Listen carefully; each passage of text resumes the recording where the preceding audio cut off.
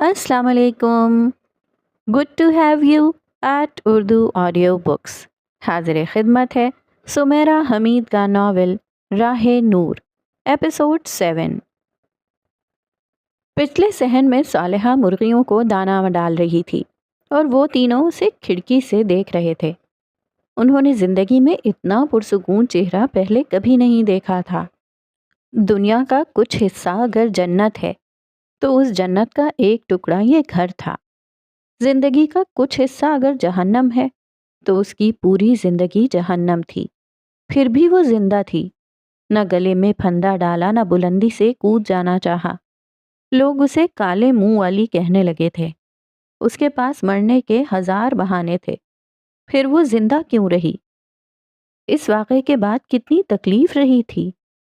तलाल को समझ नहीं आ रही थी कि किन अल्फाज में सवाल करे।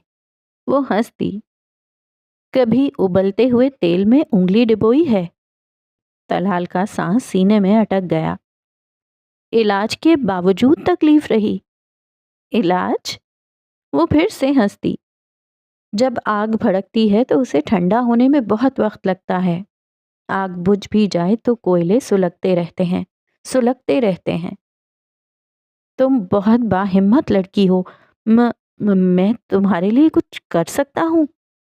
एक बार मुस्कुरा दें, इतना कर सकते हैं? वो मुस्कुरा नहीं सका, लेकिन आबदीदा हो चुका था। मैं बहादुर नहीं थी तलाल साहब।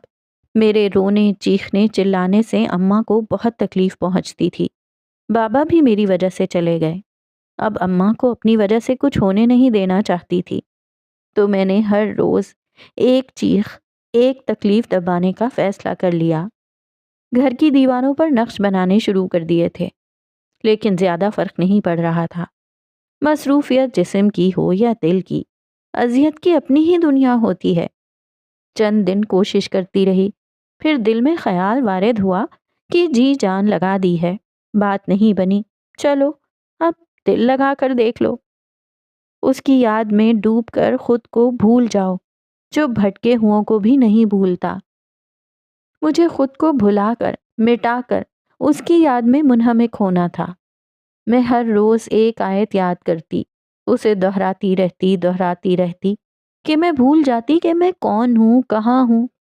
अब्बा के वक्त के बर्तन रखे थे, उन प्यालों पर आयतें लिखनी शुरू कर दी। 1 2 3 महीने गुजर गए। याद करती जाती, लिखती जाती। दिन बदल गए, वक्त बदल गया, समा ही और हो गया। फिर तकलीफ भूल गई, अपना आप भूल गई। दर्द जिस्म में मौजूद हो तो हो, लेकिन उसकी मौजूदगी का एहसास मिट गया। और लोग, माफ कर दिया उन्होंने। लोग कहाँ माफ करते हैं।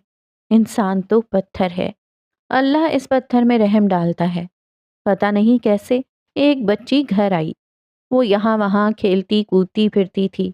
मेरा भी दिल लगा रहता था। इधर उधर प्याले रखे थे, उनमें खाती पीती रहती थी। उसे मिर्गी का मर्ज था। फिर पता नहीं चला क्या हुआ, कैसे हुआ। आस पड़ोस से लोगों ने आना जाना शुरू कर दिया।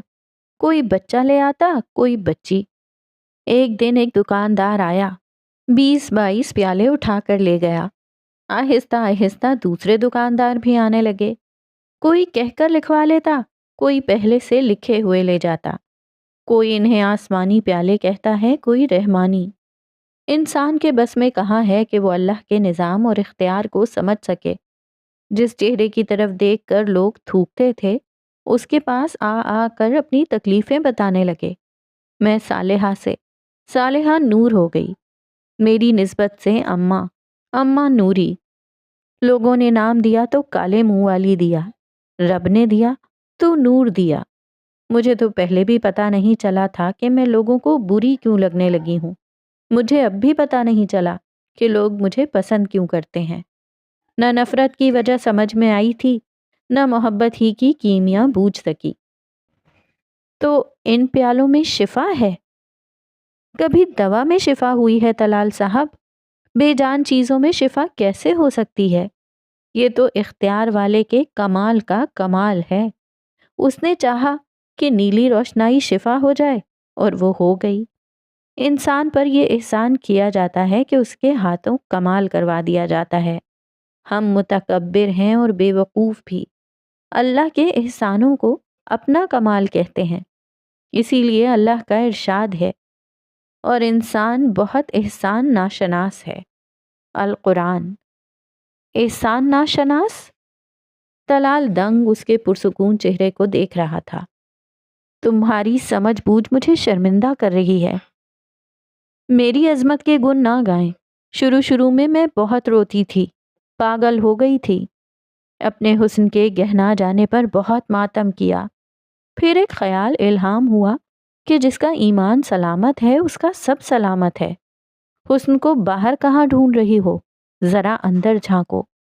میں نے اندر جھانکا تو مجھے میرا حسن مل گیا، میرا ایمان، میرا رب، میرا، آپ کا، ہم سب کا یہی تو حسن ہے۔ ہم کہاں کھال بال میں الجھے ہیں۔ طلال صاحب، انسان کیا ہے؟ احسن تقویم، جس کا پیمانہ ہے، تخلیق کے قوام اور بنیاد درست رکھ کر پیدا کی گئی اعلیٰ ترین مخلوق، ہر شے سے افضل اور بلند تر۔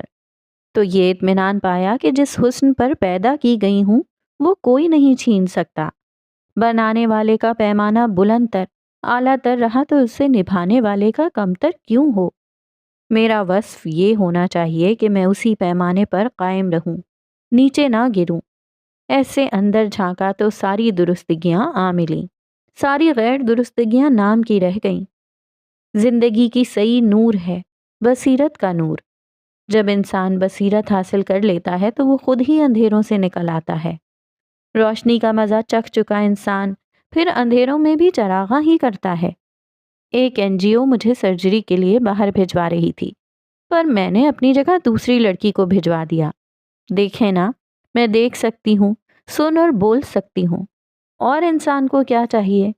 کھال چمکا کر کیا کروں گی؟ ظاہری حسن کی حیثیت ہی کیا ہوتی ہے بھلا؟ اور انسان کو کیا چاہیے؟ یہی سوال بھا کا، یہی صالحہ کا، یہ صالح لوگ، یہ ان کے صالح سوال۔ اور تمہارے دشمن، ان کا کیا ہوا؟ وہ میرے نہیں، خود اپنے دشمن ہیں۔ جب انسان کسی کے ساتھ برا کرتا ہے تو دراصل وہ اپنے ساتھ برا کرتا ہے۔ بھلا جو انسان اپنے لیے آگ اکٹھی کر رہا ہو وہ کسی کے ساتھ کیا برا کرے گا؟ انصاف تمہارا حق ہے۔ حق تو یہ بھی ہے کہ میں معاف کر دوں۔ معافی کی بڑی عظمت ہے طلال صاحب، نبیوں کا وصف ہے۔ انسانوں اور نبیوں میں فرق ہوتا ہے صالحہ، صفات کا ہی فرق ہے طلال صاحب۔ نبی عین مین وہ کرتے ہیں جو اللہ کو پسند ہو، ہم وہ کرتے ہیں جو ہمیں پسند ہو۔ اور محبت؟ اسے شدت سے اس سوال کے جواب کی ضرورت تھی۔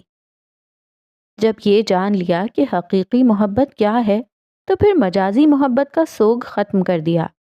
یوسف بڑا اچھا انسان تھا، بابا اور وہ مجھے بڑے عزیز تھے، دونوں ہی چلے گئے۔ یہ سب ایسے ہی ہونا تھا، ہو گیا۔ ہونیوں کی آندھی چلے تو یقین کے چراغ کی لو نہیں بجھنے دینی چاہیے۔ ہم باوجود با زندگی ہو چکے ہیں، پھر زندگی کی امامت کی نیت کیا توڑنی؟ یہ جان کر باہر سے آنکھیں بند کیں تو اللہ نے اندر چراغاں کر دیا۔ سب سوال مٹا دیے تو جواب خود بخود نکھر کر سامنے آ گئے۔ جواب؟ ہاں جواب، کہ تکلیف کے راستے روشنی ملتی ہے، اور روشنی کے راستے نور۔ نور، نور کہ تکلیف کے راستے کا سفر جاری ہے۔ فرنٹ سیٹ پر بیٹھے طلال نے کھلی کھڑکی میں رکھے بازو پر اپنا سر ٹکا دیا اور بھاگتے دوڑتے درخت دیکھنے لگا۔ وہ یونیورسٹی کے پہلے دن، پہلی کلاس، پہلی نظر میں اریبہ کی محبت میں گرفتار ہو گیا تھا۔ وہ بے حد حسین تھی اور ڈپارٹمنٹ میں غیر معمولی طور پر مقبول بھی، لیکن یہ اس کا حسن تھا نہ اس کی مقبولیت، یہ تو اس کا دل تھا جو اس پر آ گیا تھا۔ وہ گھر تک اس کا پیچھا کرتا تھا، اسے ایک نظر دیکھنے کے لیے ویکینڈز پر اپنے گلبرگ کے بنگلے سے راوی پار کر کے اس گندے سندے علاقے میں جایا کرتا تھا۔ اس کی محبت وہی محبت تھی جن پر فلمیں بنتی ہیں۔ ایک امیر کبیر دولت مند لڑکا ایک غریب لیکن غیرت مند لڑکی۔ اس کے فرینڈز کہتے تھے کہ وہ ایک معمولی سی لڑکی کے لیے خود کو خوار کر رہا ہے۔ وہ ہنس دیتا۔ محبت کی پہچان کا کوئی پیمانہ ہے ہی نہیں۔ ہو گئی تو ہو گئی، کیوں، کیسے، کتنی، سب بکواس ہے۔ ہیرے کی پہچان جوہری کو ہوتی ہے اور محبوب کی پہچان رانجھے کو۔ مجھ سے دور رہنا، لفٹ لینے اور لائن مارنے کا یہ گھسا پٹا انداز مجھ پر اپلائی نہ کرنا۔ میں لائن میں آؤں گی نہ کسی سچی جھوٹی محبت کے چکر میں، سمجھے؟ وہ ناسمجھی سے اسے دیکھ رہا تھا جو اتنی سختی سے اس سے بات کر رہی تھی۔ ڈپارٹمنٹ میں مشہور تھا کہ وہ کسی سے محبت کرتی ہے اس لیے کسی دوسرے لڑکے کو گھاس نہیں ڈالتی۔ اس کا کوئی بچپن کا منگیتر ہے جس کے لیے وہ ساری دنیا کے لڑکوں کو جوتی کی نوک پر رکھتی ہے۔ اس نے اپنی جوتی بدل لی تھی یا خیال، لیکن تیسرے سیمسٹر میں وہ خود ہی اس کی طرف کھینچی چلی آئی تھی۔ شاید اسے اس کی محبت پر یقین ہونے لگا تھا۔ وہ اس سے لفٹ لینے لگی تھی۔ لنچ، ڈنر اور شاپنگ ساتھ ہونے لگی تھی۔ پھر وہ اس کے گھر والوں سے ملا اور اپنے گھر والوں کو اس کے گھر بھیج دیا۔ ان کی منگنی ہوئی، نکاح اور پھر شادی بھی ہو گئی۔ 1.5 سال تک وہ سچی محبت کے حصار کا قیدی بنا رہا۔ اس سچی محبت کے لیے اس نے ہر قیمت ادا کی تھی۔ ماما کو اریبہ پسند نہیں تھی اور اریبہ کو ماما۔ اس نے اسے الگ گھر لے دیا تھا۔ اس کے کہنے پر پاپا سے اپنا بزنس الگ کر لیا تھا۔ بینک اکاؤنٹ اریبہ کے ساتھ جوائنٹ تھے۔ وہ اس پر اپنا دل ہارا تھا، بدلے میں ہر قیمتی چیز ہار کر اسے جیت لینا چاہتا تھا۔ اس کی محبت بخار کی طرح تھی، سر چڑھی تو بینائی ہی چھین لی۔ جو دکھایا دیکھ لیا، دل پر گری تھی، جو کہا مان لیا۔ اس پر ایمان لے آیا۔ محبت کی ایمان کے دنوں میں سچی محبت، یہ سچی محبت آخر کیا ہوتی ہے؟ اگر انسان دانائی لے کر دنیا میں چلے پھرے اور سچی محبت کو ڈھونڈنے کی کوشش کرے تو اس بھری پوری دنیا میں شاید ہی 4-5 لوگ سچی محبت کے امین ملیں۔ آدھی دنیا دھوکے میں، زیادہ جھوٹ میں اور باقی ماندہ غلط فہمی کی محبت میں مبتلا ملے گی۔ ماں کی محبت کے علاوہ انسان شاید ہی کبھی سچی محبت کا مزہ چکھ سکے۔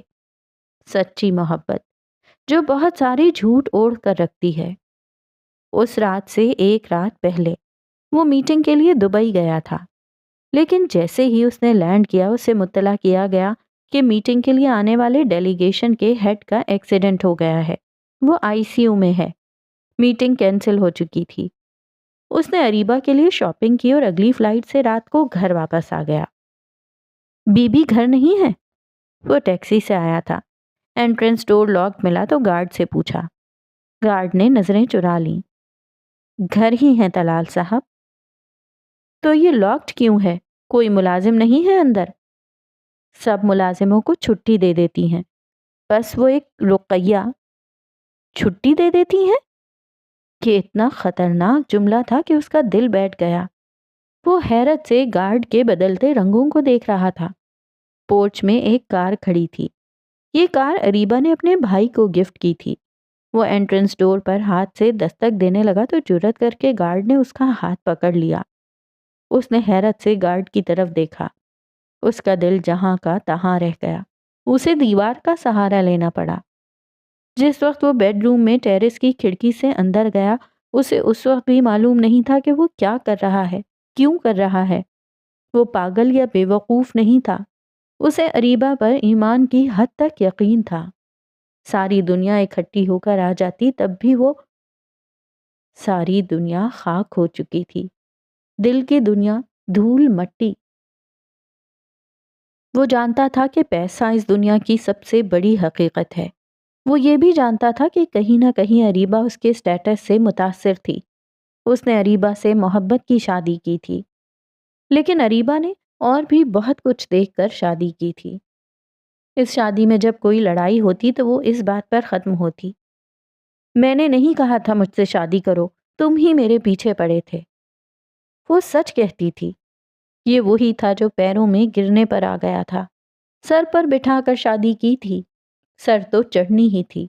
وہ اتنا سب کچھ جانتا تھا، لیکن یہ اس نے بعد میں جانا کہ اس کی اتنی بے تحاشا محبت پر بھی اس کی بیوی تحفے میں اسے دھوکہ دے رہی تھی؟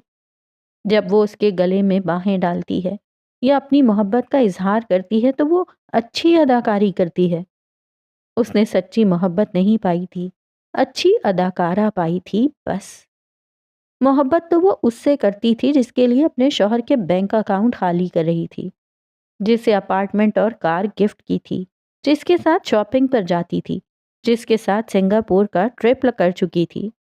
اسے سچی محبت لگژری لائف کے ساتھ چاہیے تھی۔ تمہیں دولت چاہیے تھی تو مانگ لیتی۔ وہ صوفے پر سر جھکا کر بیٹھا اپنے جسم کی لرزش کو قابو کرنے کی کوشش کر رہا تھا۔ تم دے دیتے؟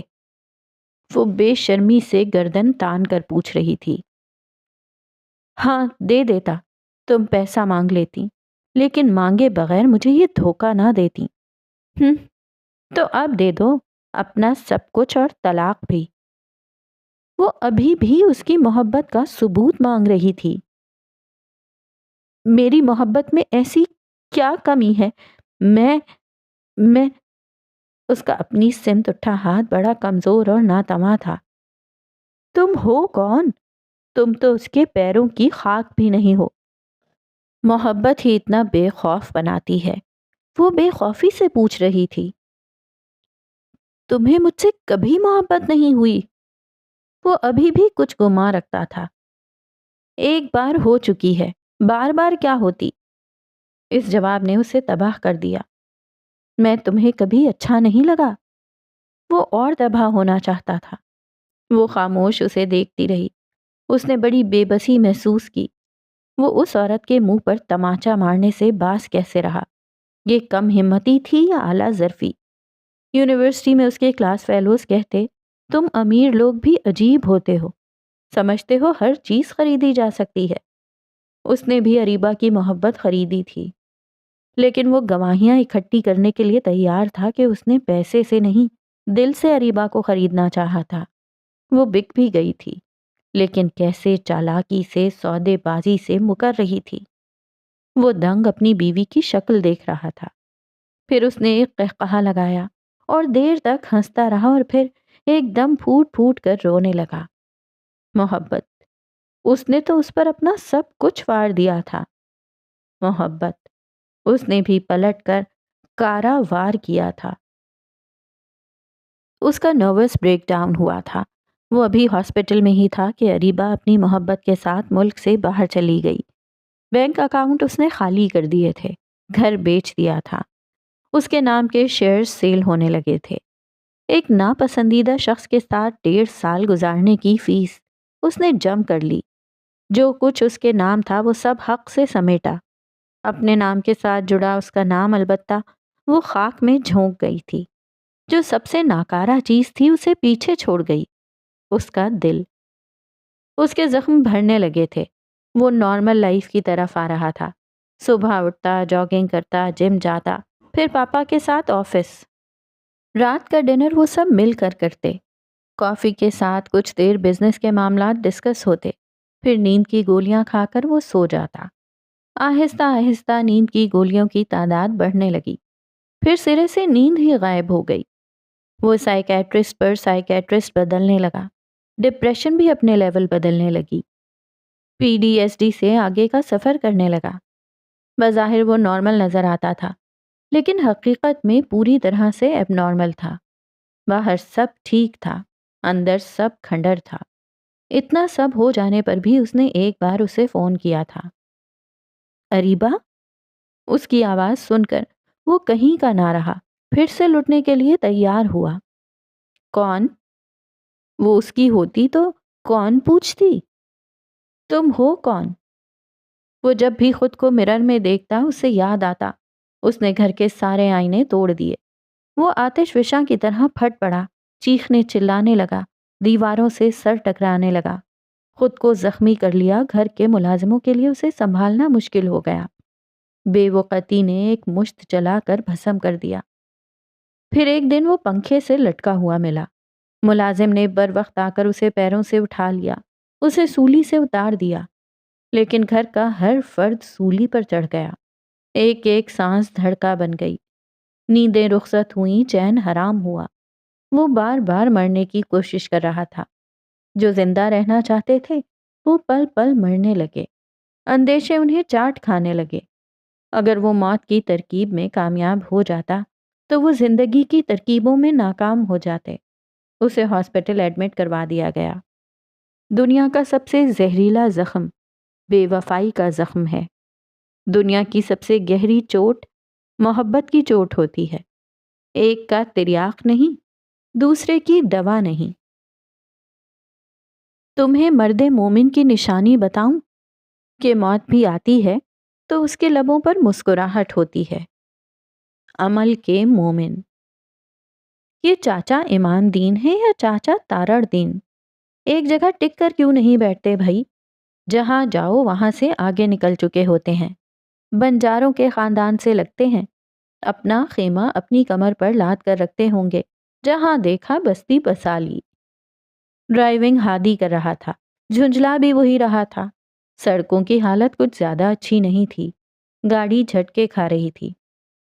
لگتا ہے یہ چاہتے ہیں کہ ہم مرنے سے پہلے سارا پاکستان گھوم لیں۔ ابراہیم نے ہنس کر کہا۔ مرنے کے لفظ نے کار کے اندر سناٹا طاری کر دیا۔ انہیں یاد آیا کہ انہیں تو مرنا ہے۔ اب چکوال جانا ہے، دیکھو وہاں بھی ملتے ہیں یا نہیں۔ یہ نہ ہو کہ وہاں جا کر معلوم ہو کہ وہ کیٹو نکل چکے ہیں۔ دیکھو اگر ایسا کچھ ہوا تو میری طرف سے صاف انکار ہے، مجھے نہیں جانا کیٹو۔ ابراہیم نے سناٹے کو برخاست کرنا چاہا۔ طلال بڑا گپ چپ تھا، ملتان سے ہی ایسا تھا۔ سنا ہے وہاں جا کر خون جم جاتا ہے، انگلیاں جھڑ کر گر جاتی ہیں۔ کار کو ایک زبردست جھٹکا لگا اور وہ رک گئی۔ لیکن تمہاری زبان جھڑ کر گرے گی، قینچی کی طرح چلتی ہے، خیر سے، کہہ کر کار کا دروازہ کھول کر ابراہیم باہر نکلا۔ اسے ایڈریس کنفرم کرنا تھا۔ صالحہ نور نے انہیں ایک چھوٹا سا کام کہا تھا اور وہ اسی کام کے لیے اس طرف آئے تھے۔ یہ جو منحوس سی سڑک جا رہی ہے اس طرف موڑ لو۔ ابراہیم ایڈریس کنفرم کر کے واپس آ کر بیٹھا۔ منحوس سی؟ ہادی ہنسا۔ اس بندے نے منحوس سی کہا اور منہ بھی بنایا۔ گاڑی منحوس سی سڑک کی طرف مڑ گئی۔ پرائیویٹ پراپرٹی تھی، لمبی سی کچی سڑک۔ گاڑی دیکھ کر کچھ پوچھے بغیر گیٹ کھول دیا گیا۔ ملازم انہیں باغ میں بٹھا کر اندر بتانے چلا گیا۔ کس چیز کی کمی ہے یار، یہاں بڑی عجیب سی جگہ لگ رہی ہے۔ ہادی نے ایکڑوں پر پھیلے فارم ہاؤس پر نظر ڈالتے ہوئے کہا۔ سبزہ، درخت، پرندے، سب کچھ تھا اور ہر طرف بوجھل پن بھی۔ کمی نہیں، زیادتی ہے، وحشت کی۔ دل چاہ رہا ہے اٹھ کر بھاگ جاؤں۔ ابراہیم نے بے چینی سے پہلو بدلا۔ ٹھیک کہہ رہے ہو بیٹا۔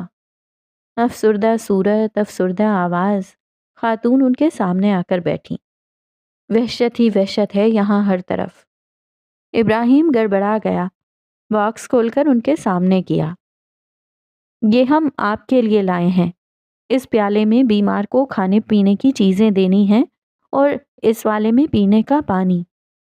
اب انہوں نے چونک کر تینوں کی طرف دیکھا، ہاتھ بڑھا کر ایک پیالہ ہاتھوں میں لیا اور پگھلتی چلی گئیں۔ تم ملتان سے آئے ہو؟ صالحہ نے بھیجا ہے تمہیں؟ جی۔ چپ، آنسو، گپ، اداسی۔ وہ سسکتی رہیں۔ فارم ہاؤس کی وحشت بڑھنے لگی۔ ہادی نے اشارہ کیا کہ چلو چلیں بس۔ پنڈی جا رہے تھے، پتہ نہیں کیسے ان کی جیپ نے آگ پکڑ لی۔ کہتے ہیں آگ کا جلا نہیں بچتا، لیکن یہ بچ گئے۔ ڈاکٹر کہتے ہیں دل، گردے، پھیپھڑے سب سلامت ہیں، بس کھال وہ ایسے جھلس گئی ہے کہ انہیں کسی پل چین نہیں آتا، بہت چیختے چلاتے ہیں۔ اسی لیے تو اس ویران جگہ آ کر رہنے لگی ہوں۔ اپنے بیٹوں اور بھائی کو بھی بہت یاد کرتے ہیں۔ سارا خاندان اجڑ گیا ان کا۔ چھوٹا بھائی کار کے حادثے میں فوت ہو گیا۔ میرے ہیرے جیسے بیٹے دریا میں ڈوب گئے۔ کشتی رانی کے لیے گئے تھے، بھلا بتاؤ ایسے کون ڈوبتا ہے جیسے وہ ڈوبے۔ بھائی قتل ہو گیا، ماں باپ بیٹے کے غم میں مر گئے، چھوٹی بہن بیوہ ہو گئی۔ کیا کیا نہیں ہو گیا، لیکن مجھے کس بات کی سزا ملی؟ خاتون اپنا دل ہلکا کر رہی تھیں۔ وہ چپ چاپ سنتے رہے، پھر اٹھ کر کھڑے ہو گئے۔ صالحہ نور، آپ کی کیا لگتی ہیں؟ طلال نے جاتے جاتے رک کر پوچھا۔ اگر شادی ہو جاتی تو وہ میری بھابھی ہوتی۔ اب وہ باقاعدہ رونے لگی تھیں۔ تینوں سناٹے میں آ گئے۔ صالحہ نور نے اس شخص کے لیے پیالے بھیجے تھے؟ کیا صالحہ نے ہمیں معاف کر دیا ہے؟ وہ سسکتے ہوئے پوچھ رہی تھیں۔ معاف نہ کیا ہوتا تو شفا کیوں بھیجتی؟ معافی جو نبیوں کا وصف ہے، وصف جو زندگی کے سفر کی بلندی ہے۔ سڑک کا کنارہ اور وہ چھوٹا سا چائے کا کھوکھا، وہ افق پر ایسے نمودار ہوا جیسے بلند پہاڑی پر بنا چھوٹا سا جھونپڑا آتا ہے۔ آؤ کچھ دیر سستا لو، آگ تاپ لو، رات کے آسمان سے چار باتیں کر لو، چاند کے چرخے سے روشنی کے چار تار کاٹ لو۔ کچھ میں سناتا ہوں، کچھ تم سناؤ۔ آؤ زندگی کی بات بانٹ لیں، آؤ کہ یار بیلی دل جان بن جائیں۔ یاروں نے کھوکے کے قریب کار روک کر چاچا امام دین کے ٹھکانے کے بارے میں پوچھا۔ کپ سے پرچ میں چائے انڈیل کر سڑکا لگاتے بزرگوار نے جلدی سے ہاں میں سر ہلایا۔ سڑکا، میں جانتا ہوں چاچے ہوری کو۔ چائے میں کیک رس ڈبو کر منہ میں ہڑپ کرتے ہوئے کہا۔ بتا دیں پھر؟ ہادی اتنا ندیدہ تو نہیں تھا، لیکن وہ چائے اور کیک رس کو دیکھنے لگا۔ بتانے سے نہیں ملیں گے، وہ ساتھ لے کر جانے سے ملیں گے۔ پکے لاہوری لگتے ہیں جنہیں جا کر لانا پڑتا ہے۔ ہادی پنجاب سے تھا، لاہور سے نہیں۔ میں بقلم خود لے چلوں گا آپ نو۔ آؤ چائے پی لو، گڑ چائے، آ جاؤ نیچے، شاباش۔ ایک اور رس کھڑپ۔ ندیدہ ہادی دروازہ کھول کر باہر نکل گیا، یعنی پھسل گیا۔ بارش ہو تو درخت پودے سبزہ نکھر کر گہرا سبز ہو جاتا ہے نا۔ یہاں وہی رنگ، وہی منظر عام تھا، سرے عام تھا۔ ہوا میں نمی تھی، جیسے کچھ دیر پہلے بارش ہوئی ہو۔ اونچے نیچے راستے، چڑھائیاں اترائیاں اور سبزے سے لدی پھندی زمین۔ درخت اتنے کے گما ہوتا تھا کہیں قریب ہی امیزون جنگل کی چھوٹی بہن واقع ہوئی ہے۔ دور پہاڑ دکھائی دیتے تھے کہ ذرا چلیں گے تو بس قریب ہی آ جائیں گے۔ آبشار بھی مل ہی جائے گی۔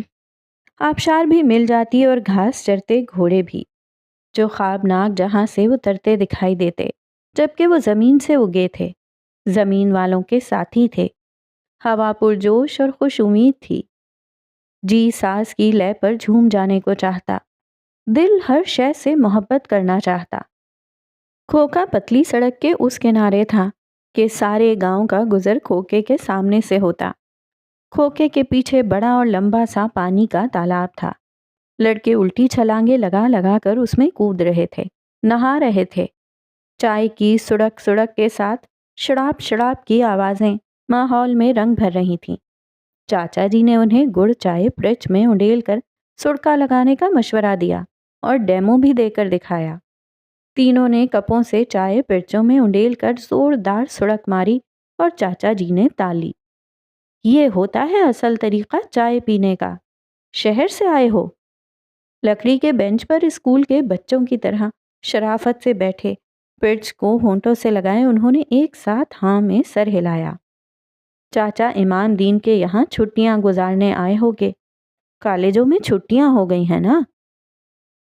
ہم مینٹل ہاسپٹل سے چھوٹ کر نکلے ہیں۔ ابراہیم زیر لب بڑبڑایا تو ہادی کا چائے کا گھونٹ پھوار بن برسا۔ طلال کو ہلکا سا پھندا لگا۔ تم ذرا چپ نہیں رہ سکتے؟ اس نے ہاتھ پیچھے لے جا کر ابراہیم کی کمر پر مکہ مارا۔ ابراہیم نے پرچ سے آخری گھونٹ سڑکا اور اپنا گولڈ میڈل جوابی مکہ طلال کی کمر پر رکھا۔ اب چپ ہو جاتا ہوں بھائی جان، بہن بھائیوں نے چائے پی لی ہے تو چلیں۔ چاچا جی کے کان بہت تیز تھے۔ بہن ابراہیم نے شرٹ کے بازو فولڈ کیے، چھپر میں غڑم شڑم ہوتے بچوں کو ایک نظر دیکھا اور کار سٹارٹ کر دی۔ ٹھیک سے گاڑی چلا لیتے ہو نا؟ چاچا جی خود ہی فرنٹ سیٹ پر آ کر بیٹھ گئے تھے۔ ابراہیم زیر لب ہنس دیا۔ میں 4 شہر بھگتا کر آ رہا ہوں جی۔ وہ اور بات ہوتی ہے۔ چاچا جی کھی کھی ہنسنے لگے۔ وہ کیسے؟ سانپ کی طرح لمبی پتلی لہراتی ہوئی سڑک تھی۔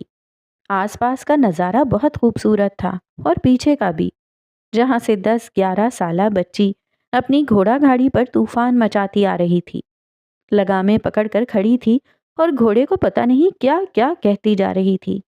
وہ پیچھے کہیں سے کار کے ساتھ آپوں آپ ہی ریس لگاتی ہوئی آ رہی تھی، تھوڑا سا ہانپ بھی رہی تھی۔ اب وہ ریس لگا رہی تھی تو اس نے بھی کار کی سپیڈ بڑھا دی۔ ادھر سپیڈ بڑھی تو ادھر بھی بڑھ گئی۔ وہ حیران ہوا، یعنی گھوڑا گاڑی پر وہ اس کی کار سے ریس لگا رہی تھی۔ بچے بھی کیسی کیسی بچکانہ حرکتیں کرتے ہیں۔ ویسے بھی نئے آنے والوں کو سبھی بکرا بناتے ہیں۔ گاؤں والے شہر والوں کو کسی اور سیارے کی مخلوق سمجھتے ہیں، بیچاری اور نمانی مخلوق۔ نمانی مخلوق نے رفتار بڑھا دی۔ گاؤں والی نے بھی ہار نہیں مانی۔ پتہ نہیں کس زبان میں اس نے گھوڑے سے کچھ کہا کہ گھوڑا صرف گھوڑا نہ رہا، وہ تو سیدھا ہوا سے باتیں کرنے لگا۔ طلال کو شک ہوا کہ کہیں وہ ہوا میں اڑنے ہی نہ لگے۔ چاچا جی نے کھڑکی سے سر باہر نکالا اور ہانک لگائی، شاوا بچے شاوا، اور سر اندر کر کے، بیٹا جی اب تم جیت کے دکھاؤ، دیکھو ذرا۔ تینوں نے چاچا جی کو حیرت سے دیکھا۔ وہ تو مذاق مذاق میں ریس لگا رہا تھا، کہاں اس کی کار اور کہاں اس کا مریل سا گھوڑا اور ٹوٹی پھوٹی گھوڑا گاڑی۔ پر اب تو بات تھی عزت پر آ گئی تھی۔ پیچھے سے ہادی نے گردن کو سیٹ کے درمیان پھنسا دیا تھا اور اس کے اوپر طلال نے۔ ریس باقاعدہ شروع ہو چکی تھی۔ یار او یار سپیڈ بڑھا سپیڈ۔ ہادی نے لڑکیوں کی طرح اس کے بالوں میں ہاتھ ڈال کر کھینچا۔ او بھائی، کار ہے یہ، جہاز نہیں۔ ابراہیم کو سمجھ نہیں آ رہا تھا کہ بچی آخر گھوڑے سے ایسا کہہ کیا رہی ہے کہ وہ بھڑک بھڑک کر اسپیڈوں دوڑا جا رہا ہے۔ تو اس کے پاس کون سا ہیلی کاپٹر ہے، ایک مریل سا گھوڑا ہی تو ہے۔ غور سے دیکھ بھائی، وہ گھوڑا ہی ہے نا؟ طلال نے ابراہیم کو چڑھانا چاہا۔ لگ تو گھوڑا ہی رہا ہے، ویسے میں نے کبھی لائیو دیکھا نہیں، کیا گھوڑے ایسے دوڑتے ہیں؟ بیچارے شہر کے لوگ۔ چاچا جی نے کی، ان کی کار میں بیٹھ کر وہ انہی کے خلاف نعرے بازی کر رہے تھے۔ ابراہیم نے خائف نظروں سے چاچا جی کو دیکھا۔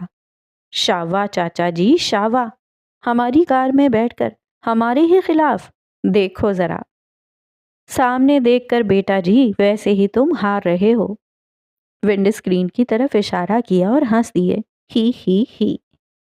ابھی گیم ہاتھ میں ہے، تسلی دینے میں کیا جاتا تھا، جلد ہی ہاتھ سے نکل بھی جائے گی۔ اف چاچا شاد۔ پہلے 10 منٹوں تو دونوں تقریباً برابر رہے، کبھی ذرا سا آگے، کبھی بس ذرا سا پیچھے۔ پھر ایک دم سے، بلکہ ایک دم سے بچی نے ہرا کہہ کر لگام کو جھٹکا دیا اور بس جی، گھوڑا گھوڑا نہ رہا، راکٹ، میزائل، جہاز، باز، شاہین سب بن گیا۔ یہ جا وہ جا، پورے 1 منٹ 40 سیکنڈ تک ان کی کار گھوڑا گاڑی سے پیچھے رہی۔ بچی نے پھر انہیں سڑک پر راستہ ہی نہیں دیا، وہ ساڑی سڑک پر مل مار کر اپنا گھوڑا دوڑاتی رہی۔ ظالم بچی۔ زندگی میں ان کا بہت کچھ ٹوٹا تھا، مان، دل، کبھی کوئی ہڈی وغیرہ بھی، لیکن ایسے ان کا غرور نہیں ٹوٹا تھا۔ ایک 10 سالہ بچی نے گھوڑا گاڑی سے انہیں ہرا دیا تھا۔ کچھ آریں بہت مہنگی نہیں، بہت سستی جگہ سے ملتی ہیں۔ کچھ تکلیفیں انجیکشن کی سوئی کی طرح بڑی جان لیوا سی ہوتی ہیں۔ ہائے، جیسے مقابلے کے اختتام پر کھلاڑی آمنے سامنے آ کر ہاتھ ملاتے ہیں، ویسی ہی بچی اپنی رتھ سے کود کر ان کے سامنے آ کر کھڑی ہو گئی۔ طلال کار کے بونٹ پر بیٹھ چکا تھا، ہادی کار سے ٹیک لگا کر کھڑا تھا۔ ابراہیم سے ٹھیک سے کھڑا نہیں ہوا جا رہا تھا، سہارے کے طور پر اس نے دونوں جیبوں میں ہاتھ ڈال لیے تھے۔ ہار سہارنا آسان نہیں ہوتا نا۔ السلام علیکم جی، ہاتھ سر تک لے جا کر سلام کیا۔ وعلیکم السلام، شاباش، کس کلاس میں ہو؟ طلال نے بونٹ پر بیٹھے بیٹھے تالی ماری۔ بچی کی جیت کے واضح آثار دیکھتے ہوئے اس نے سر کھڑکی سے نکال کر سیٹیاں مارنی شروع کر دی تھیں۔ وہ بچی کو سپورٹ کرنے لگا تھا۔ ابراہیم نے جل کر اسے دیکھا اور پھر بچی کو، جو بڑا کھلکھلا کر ہنس رہی تھی، تیل لگا کر کس کر چوٹی بنائی ہوئی تھی، اپنے قد سے کئی گنا بڑا دوپٹہ لیا ہوا تھا، پوری مائی پھتاں لگ رہی تھی۔ 5ویں میں جی، اس مائی پھتاں نے 2 ٹام کروزوں اور ایک گولڈ میڈلسٹ کو ہرا دیا تھا۔ ہادی لڑکھڑا کر گرتے گرتے رہا، شرارتاً کھانستے ہوئے مسکرانے لگا۔ تمہاری کیا عمر ہے ابراہیم؟ 5ویں پاس ہو نا تم؟ ابراہیم نے جل کر چاروں کو دیکھا۔ پھتاں نے واپس گاڑی پر چھلانگ لگائی، لگام کھینچی، ہانک لگائی اور غائب ہو گئی۔ کیسی رہی پھر ریس؟ لو، اب بابا جی زخموں کے لیے نمک مرچ ہلدی لے آئے تھے۔ صرف ایک لڑائی ہاری گئی، جنگ نہیں ہاری گئی۔ ابراہیم کو بے وقت نیپولین یاد آیا۔ کار تو جنگی جہاز بنا کر ہی اڑاتے رہے ہو۔ چاچے کی تلوار زبان۔ کار کی سروس نہیں ہوئی تھی تو ویسے بھی سائنس کے بقول جانور مشین سے زیادہ ہوشیار اور تیز رفتار ہوتا ہے۔ کورل کی طرح یہ سائنس صرف اسی نے پڑھی تھی۔ کوئی بات نہیں بیٹا جی، اس ہفتے کروا لیتے ہیں ایک ریس۔ ایک جیسے گھوڑے، ایک جیسی گاڑیاں مشینوں کو دفع کرتے ہیں۔ بولو اب ہاں، بول کے دکھاؤ اب۔ ہادی نے اس کے شانے کو شانے سے ٹھوکا اور آنکھ ماری۔ ہاں ہے چاچا جی، ہاں ہی ہاں ہے۔ طلال نے ہاتھ اٹھا کر ڈیل ڈن کی۔ بس پھر اس ہفتے 3 تم، 3 ہماری بچیاں۔ 3؟ طلال اور ہادی چونکے۔ وہ سمجھے بس ابراہیم کو للکارا جا رہا ہے۔ ٹھیک ہے چاچا جی، منظور ہے، منظور ہے۔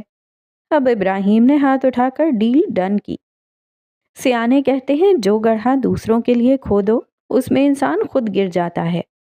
کار میں بیٹھتے ہوئے اس نے دونوں کو سیانوں کی بات یاد کروائی اور گڑھا بھی، جس میں وہ سب ہارنے کے بعد گرنے والے تھے، شرم سے۔ چھوٹا سا ہنستا بستا گاؤں تھا۔ سادہ مزاج اللہ یار لوگ باغ تھے، آتے جاتے سلام کرتے، آؤ نا چائے پی جاؤ کہتے جاتے۔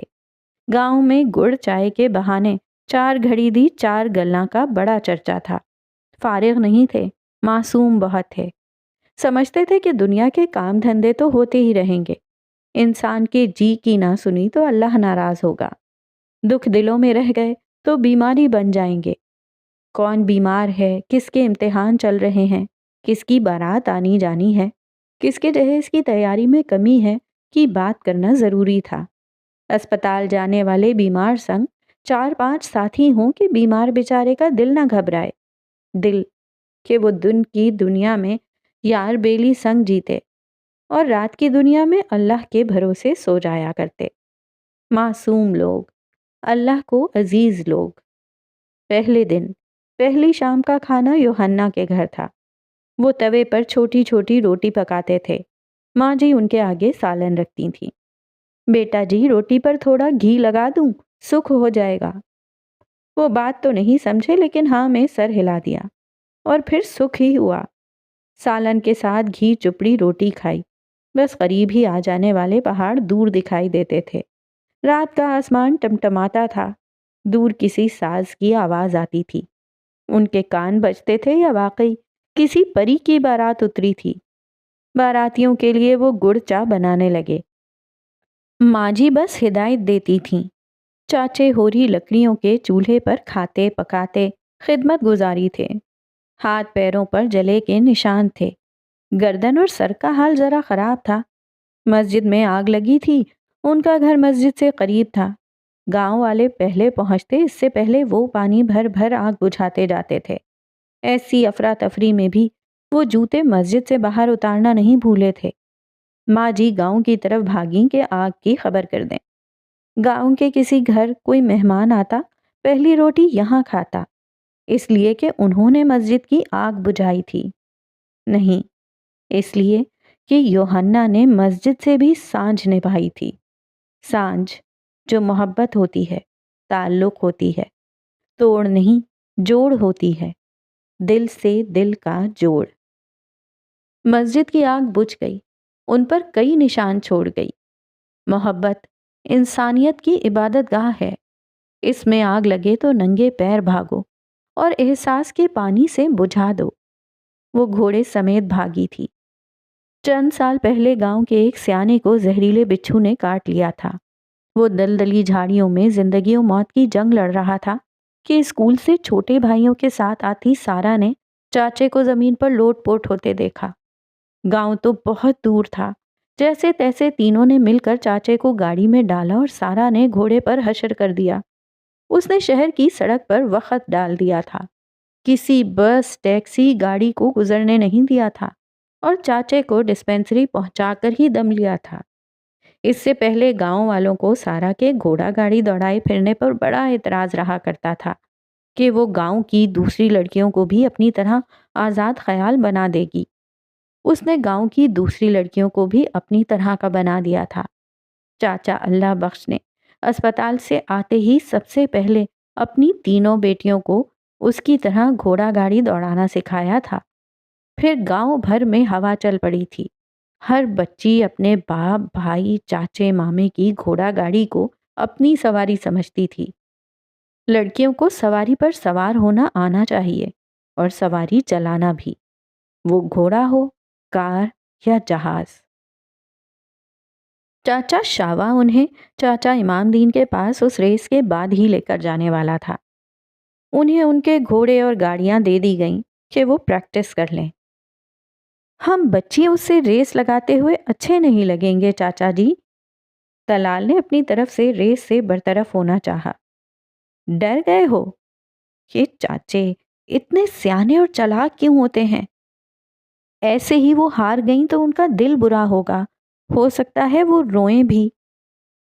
تم اس دن ہار گئے تھے تو روئے تھے، ان میں اسپورٹس مین شپ ہے، سمجھے؟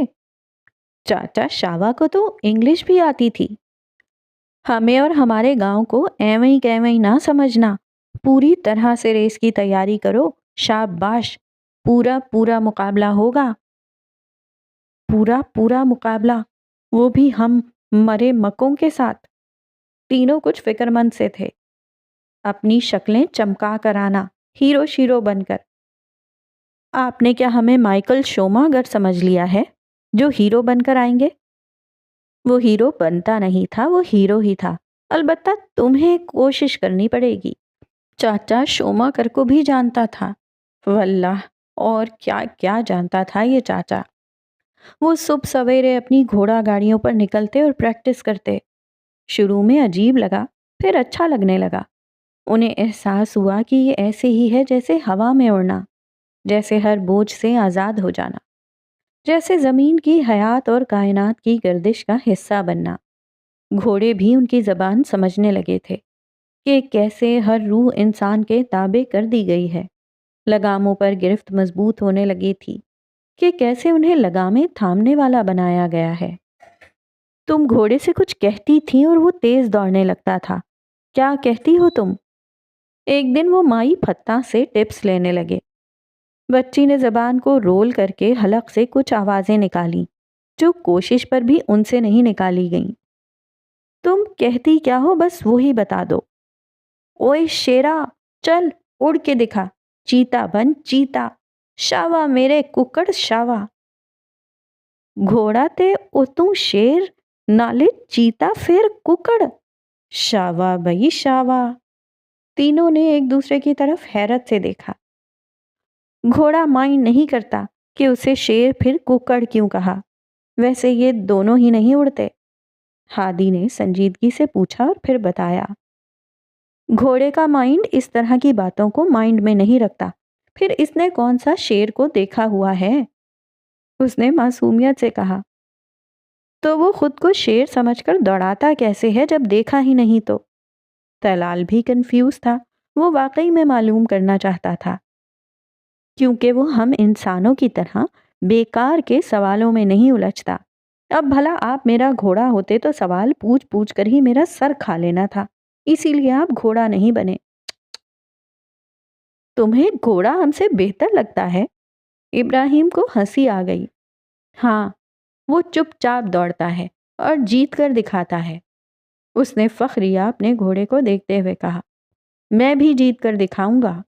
ابراہیم کو جوش آیا، پہلے گھاس کھا کر دکھائیں۔ ہی تینوں دل کھول کر ہنسے۔ ان کے پاس پریکٹس کے لیے دن تھے۔ وہ گھوڑوں کی پیٹھ تھپکتے، انہیں کھانا وانا کھلاتے، تالاب سے پانی پلاتے، پھر الٹی چھلانگیں لگاتے تالاب میں خود بھی نہانے لگتے۔ شام کی گڑ چائے چاچا شاوا کی طرف سے ہوتی۔ وہیں گاؤں کے سب بڑے بھی آ جاتے، سب مل ملا کر چائے سڑکتے، حالات حاضرہ پر تبصرے ہوتے رہتے۔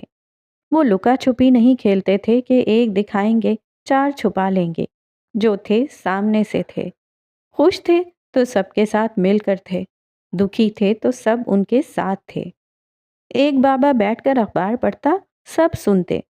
وہ اتنی دیر میں خبر پڑھتا کہ ہادی کا خیال تھا کہ اتنی دیر تک خبر کو اپنی بے وقتی کی ڈرپ لگ چکی ہوتی، لیکن مجال ہے کوئی کہتا، جلدی پڑھ یار، کیا ٹیں ٹیں لگائی ہے۔ ٹن ٹن کرتی بابوں کی سائیکلیں گزرتی، وہ ان سائیکلوں پر اڑان بھرنے سے ہی خوش باش تھے۔ ان سب بابوں کو وہاں ایسی توجہ حاصل تھی کہ تلال جیسے ہینڈسم لڑکوں کو کالج یونیورسٹی میں بھی کیا میسر رہی ہوگی۔ زندگی وہاں کہیں بوڑھی نہیں تھی، زندگی وہاں قدم قدم تازہ دم تھی۔ یہاں وقت میں روشنی اور برکت کمال تھی۔ دن گزرتا نہیں تھا، وقت ڈھلتا نہیں تھا، آسمان بنا ٹھہرا رہتا، تسلی دلاسے دیتا، ایک ایک سانس حیات بنتی، مثبت خیالی پھول کی طرح کھلی پڑی تھی۔ گاؤں اس پھول کا گلستان تھا، اس کی بہار کا سورج تھا، افراتفری بھاگم دوڑ کا نشان نہیں تھا۔ کیا وہ ایسے ہی صابر شاکر لوگ تھے کہ وہاں کاروان حیات اپنا پڑاؤ ڈال کر بیٹھ چکا تھا؟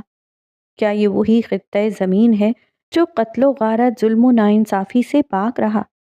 تعصب اور نفرت کے بیج نہ زمین میں تھے نہ دلوں میں۔ کیا اسی لیے وقت، برکت، فضائے رحمت اور زندگی فضل و کرم سے معمور تھی؟ عقل والے انہی خطوں کی طرف ہجرت کرنا پسند کرتے ہیں، کیونکہ رحمت کے فرشتے یہاں پرواز کرتے ہیں۔ وہ ہر شے کے لیے اپنی خیر لے کر اترتے ہیں۔ ان کا خیر وقت انسانوں میں تقسیم تھا، بہانوں یا دنیا داری میں نہیں۔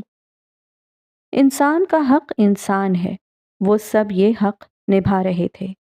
ان کی سماعتیں دوسروں کے لیے تھیں۔ سناؤ، سنیں گے، دل کھول کر رکھ دو، سنبھال لیں گے، بکھرے تو سمیٹ لیں گے۔ کتنے دل تھے وہاں، ہر دل میرا تھا، تمہارا تھا، سکون عمل میں نقش تھا، ہر حسن سے جھلکتا تھا۔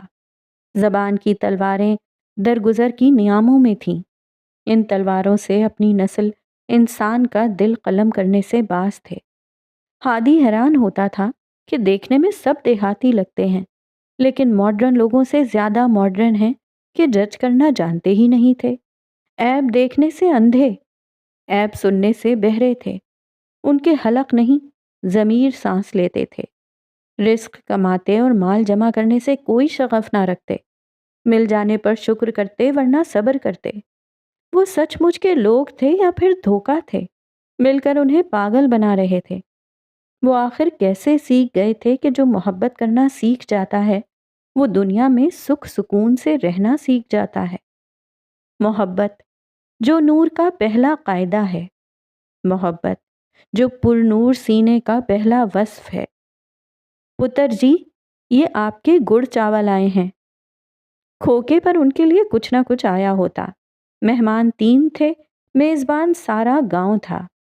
میٹھے دل والوں نے میٹھے چاول بھیجے تھے کہ دل میں محبت کی شیرینی ہو تبھی لہجے اور انداز سے جھلکتی ہے، اطاعت ان کی ذات سے ٹپکتی تھی۔ نہ تیری نہ میری، رب دی، سب کا اوڑھنا بچھونا تھا۔ بچے تک کھیل میں گڑبڑ کر دیتے تو صرف رب دی کہہ کر صلح صفائی کر لیتے۔ نہ تیری نہ میری، رب دی، سب شاخ لہراتا ہادی زیر لب کہتا جاتا تھا۔ نہ دید نہ شنید، بس عید۔ رمضان دین ڈھول بجاتا جاتا تھا، ایک ایک گھر کے آگے رکتا جاتا، کوئی آٹا دیتا، کوئی گھی، کوئی پیسے۔ خیر ہووے، ہاتھ سر تک لے جاتا، خیر کے ڈھول بجاتا جاتا۔ ڈھول تھا کہ رکتا نہیں تھا، بچوں کا جم غفیر تھمتا نہیں تھا۔ ایک بچہ ٹانگ اٹھا کر ناچتا تھا، پھر پتنگ اڑانے لگتا، پھر تندی دیتا اور پھر بو کاٹا پر بھنگڑا ڈالتا۔ اس کا رقص، اس کا انداز، اس کی بے خودی، واللہ طلال اسے ہی دیکھتا جاتا تھا۔ یہ رمضان دین ہے، رمضان میں سحری میں ڈھول بجاتا ہے، انہیں بتایا گیا۔ اب کیوں بجا رہا ہے؟ طلال نے پوچھ لیا۔ پتر، وہ رمضان کا ڈھول بجاتا ہے، ساز کا نہیں۔ سال کے 11 مہینے رمضان کا انتظار کرتا ہے، ڈھول سے کیا گزر بسر ہوتی ہوگی؟ طلال بڑا حیران تھا۔ کبھی چرند پرند سے پوچھا ہے کہ تمہاری گزر بسر کیسے ہوتی ہے؟ وہ رزاق کو جانتے ہیں اور رمضان دین بھی۔ ابراہیم نے دونوں کی طرف سے بھی پیسے دیے، وہ ان کی امی جی تھا، سب خرچ وہی اٹھا رہا تھا۔ تینوں لمبی گھاس سے لہلہاتے اونچے نیچے راستوں پر چہل قدمی کرتے، گاؤں کی خوبصورتی پر فدا ہوتے۔ ہر طرف سبزہ ہی سبزہ تھا۔ اللہ نے سبز رنگ کو بہت پسند کیا ہے، ساری دنیا اس رنگ سے رنگی ہے۔ سکون کے بہت سارے خزانے اس رنگ کی ملکیت میں ہیں۔ یہ انسانی آنکھ کو ٹھنڈک، انسانی دل کو سکون اور انسانی احساس کو امید دیتا ہے۔ صوفیوں کے چولے سبز رنگے، سبز، نیلی، پیلی اور گلابی کاغذی جھنڈیاں۔ یہ ہو کیا رہا ہے؟ انہوں نے ریس کو اتنا سیریس لے لیا ہے؟ طلال نے حیرت سے چیخ ہی مار دی۔ وہ تینوں دور اوپر ٹیلے پر کھڑے تھے، نیچے کھلا میدان تھا، چھوٹے بچے رسی کے ساتھ جھنڈیاں لگا رہے تھے۔ بین ہرمودی کے میدان کی طرح انہیں گول گول گھومنا تھا، سفید چاک سے حد بندیاں کی جا رہی تھیں۔ چاچا شاوا ہر کام میں پیش تھا۔ شام 4 بجے ریس کا وقت تھا، ادھر ادھر ٹیلوں درختوں پر بچوں کا ہجوم آ کر جمع ہو چکا تھا۔ کچھ بڑے بوڑھے بھی ٹیلوں، چارپائیوں، کرسیوں پر بیٹھے کچھ گپیاں فرما رہے تھے۔ ایک بچہ نقلی پستول چلا کر گولی کے پٹاخے کو چیک کر رہا تھا۔ پستول نقلی تھی، لیکن اس کا پٹاخہ بڑا اصلی تھا۔ اتنی زور سے گونجا کہ اوپر کھڑا ہادی اس کی گونج سے سہم سا گیا۔ یار یہ کون لوگ ہیں یار؟ سینے پر ہاتھ رکھ کر پوچھا۔ پٹاخے نے اس کے دل کی دھڑکن بڑھا دی تھی۔ یار لوگ انہیں نیچے سے ہاتھ لہرا لہرا کر اپنی طرف متوجہ کر رہے تھے اور گھڑی کی طرف اشارہ کر رہے تھے کہ وقت ہونے ہی والا ہے۔ وقت ہونے ہی والا تھا، اسی لیے گاؤں کی بھولی بھالی عورتیں بھی اسی طرف آ رہی تھیں۔ دیکھتے ہی دیکھتے رش بڑھنے لگا، شاید قریب کے گاؤں کے لوگ بھی آئے تھے۔ اتنا ہجوم، اتنے لوگ، اتنا بڑا تماشا! تینوں نے سہم کر ایک دوسرے کی طرف دیکھا۔ جہاں جا رہے ہیں میلے ہی میلے مل رہے ہیں، پتہ نہیں کیا کھا کر گھر سے نکلے تھے۔ ہادی نے کامنٹ کیا۔ گھر سے نہیں، کان سے نکلے تھے۔ طلال نے یاد کروا دیا۔ کیسے خوش قسمت لوگ ہیں، معمولی خوشیوں پر میلے سجا لیتے ہیں۔ میلے سجا لیتے ہیں یا اجنبیوں کو بکرے بنا لیتے ہیں؟ ہادی چاچا شاوا کو گھور رہا تھا۔ دیکھنا کہیں ٹی وی چینل والے نہ آئے ہوں، بہت بے عزتی ہونی ہے آج، لکھ لو۔ طلال نے آنکھیں سکیڑ کر ہجوم کی تعداد پر غور کیا۔ لکھ لیا تو تاریخی بے عزتی ہو جائے گی، آنے والی نسلیں بھی ذلیل کریں گی۔ ہماری نسل عزت سے بچی رہ گئی تو اگلی نسل تک بات پہنچے گی، پتہ چلے لائیو ٹیلی کاسٹنگ ہو رہی ہے۔ ابراہیم کان کھجانے لگا، پھر ٹھوڑی۔ نہیں، یہ باندر کی عطیہ کی بیماری کا اثر نہیں تھا۔ انہیں یہ گاؤں اچھا لگا تھا، یہاں کے سادہ مزاج بھولے بھالے لوگ بھی۔ لیکن یہ معصوم بھولے بھالے لوگ اب چالاک ہو رہے تھے، ان کی جان نکالنے والے تھے۔ دیکھو ذرا، سنیں ذرا کہ سکندر نے بتکا ہوا گھوڑا فتح کر لیا تھا، اسے سورج کے رخ پر زیر کر لیا تھا۔ یہ اس کی پہلی فتح تھی۔ سورج کے رخ، روشنی کی سمت، نظر سائے پر نہیں، روشنی کی طرف۔ ان کے گھوڑوں کی سمت روشنی تھی۔ ان کے دائیں بائیں ایک ایک بچی کی گھوڑا گاڑی تھی۔ تیل لگا کر کس کر بال بنائے ہوئے سروں پر دوپٹے لیے تھے۔ بہت اعتماد سے گھوڑوں کی لگامیں پکڑ کر گھوڑوں کے کانوں کی طرف جھک کر سرگوشیاں کر رہی تھیں۔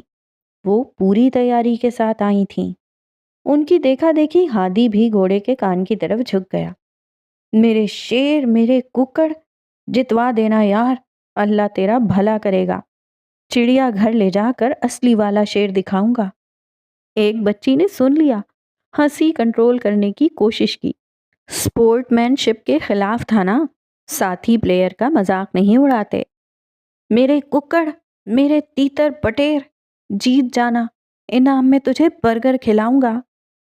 یہ برگر نہیں کھاتا۔ سپورٹس مین شپ کا لحاظ کرنا بڑا مشکل ہو گیا تھا، بولنا پڑا۔ میں کھلاؤں گا تو کھا لے گا، دیکھنا۔ اللہ ہی بھلا کرے پھر اس کا۔ اللہ بھلا ہی کرنے والا تھا۔ مقابلہ شروع ہونے سے پہلے سب نے ایک دوسرے کی طرف دیکھا، سر کے اشارے سے سلام کیا۔ ہادی درمیان میں تھا، اس کے بعد بچی، پھر طلال، دوسری طرف سب سے آخر میں ابراہیم تھا۔ اس نے دونوں سے کہہ دیا تھا کہ میدان میں کود ہی پڑے ہیں تو جان لگا دینا، کسی ایک کو تو ضرور جیت جانا چاہیے۔ تینوں نے ہاتھ لہرا کر ایک دوسرے کو وش کیا۔ نقلی پستول کا اصلی پٹاخہ گونجا۔ 6 کے 6 نے اپنی اپنی لگاموں کو جھٹکا دیا۔ کوشش کر کے انہوں نے حلق سے مائی پھتہ جیسی آوازیں نکالنی سیکھ لی تھیں۔ زبان کو گول کر کے وہی آوازیں نکال رہے تھے۔ ابھی شیر، چیتے، ککڑ کہنے کی نوبت نہیں آئی تھی۔ سب گھوڑے یکساں رفتار سے دوڑ رہے تھے۔ زمین کا سبزہ ان کے گرد سمٹ آیا اور انہیں اپنی باہوں میں بھر لیا۔ نیلا آسمان، سفید بادل، سورج کی ٹھنڈی روشنی ان کے ساتھ بھاگنے لگے۔ ہادی اور طلال نے ہر شے کو اپنے گرد گھومتے پایا۔ پہلا چکر شروع ہوا۔ اللہ نے بندگی پسند کی اور زندگی بنا دی۔ اللہ زمین و آسمان کا نور ہے، بندے کو نور کی ہی پھونک ماری۔ دوسرا چکر ختم ہوا۔ زمین کہیں گلستاں ہے، کہیں صحرا، کہیں اجاڑ، کہیں آباد، راکھ اور پھول، کنکر اور دھول، اور یہی انسان کی زندگی۔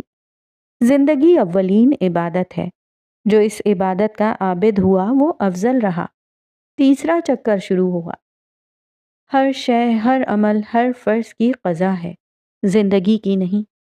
ہر گناہ کے لیے توبہ کا دروازہ کھلا ہے، لیکن زندگی کی معطلی پر نہیں۔ زندگی فرض اولین ہے، پہلی سانس سے آخری سانس تک۔ اس فرض کی کوئی قضا نہیں، جینا ہی ہے، جینا ہی ہوگا۔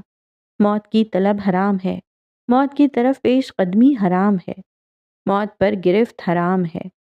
موت کا خیال ہو، تیاری ہو، موت کی تمنا نہ ہو۔ روشنی کے چراغ ان کے گھوڑوں کے قدموں سے لپٹے تھے۔ روشنی کے فاتح ان کے آنکھوں میں کود پھاند کرتے تھے۔ تیسرا چکر، آخری چکر۔ روشنی اندھیرے میں ڈلتی ہے، اندھیرا روشنی میں۔ نور واحد ہے، یکتا ہے، نہ ڈھلتا ہے نہ بدلتا ہے۔ اس نور میں داخل ہو کر اس سے نکل جانا نار ہے۔ طلال اور ہادی نے لگاموں کو قوت سے جھٹکا دیا۔ ان کے حلق سے پرجوش آوازیں نکلیں۔ اس آخری چکر میں انہیں اپنی پوری جان لگا دینی تھی۔ انہوں نے لوگوں کے شور کو داد سمجھا، ساتوں آسمانوں کو مہرباں پایا۔ وہ نہیں جانتے تھے کہ دوسرے کھلاڑیوں کے گھوڑے کس طرف اور کہاں ہیں۔ انہیں اپنا گھوڑا، اپنا راستہ، اپنی منزل دکھائی دیتی تھی۔ راستہ، اس پر نظر رکھو، یہ خود ہی منزل تک لے جائے گا۔ ہادی وننگ لائن کراس کر گیا، پیچھے ہی طلال۔ نقلی پستول کے اصلی پٹاخے ترتیب سے پٹاخ پٹاخ گونجے۔ گاؤں والوں کا شور ہوا اور بچوں کی تالیاں۔ سب سے آخر میں ابراہیم نے لائن کراس کی تھی۔ اس کی آنکھیں نم ہو چکی تھیں، وہ انہیں آستین سے پہنچنے میں مصروف تھا۔ ہم جیت گئے یار۔